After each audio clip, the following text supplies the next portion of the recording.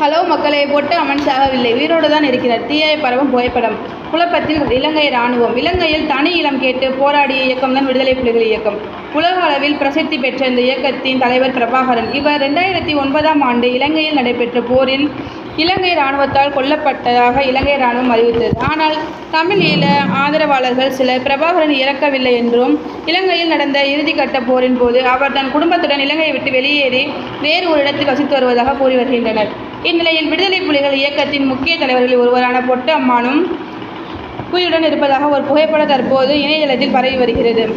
இந்த புகைப்படத்தை தமிழ் தேசிய தன்னுரிமை கட்சியின் தலைவர் வினயரசு வெளியிட்டுள்ளார்.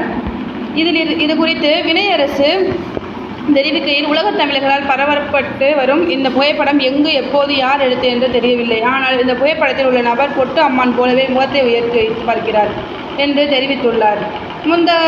முன்னதாக இறுதிக்கட்ட போரின் போது பிரபாகருடன் பொட்டு அம்மானும் இலங்கையை விட்டு வெளியேறிவிட்டதாகவும் தற்போது சிலர் தகவல் பரப்பி வருகின்றனர். ஆனால் இறுதிக்கட்ட போரில் விடுதலை புலிகளின் மொத்த இயக்கமும் அளிக்கப்பட்டு விட்டதாக உறுதியாக இருக்கும் இலங்கை இராணுவம் தற்போது குழப்பத்தில் உள்ளது என தெரிகிறது.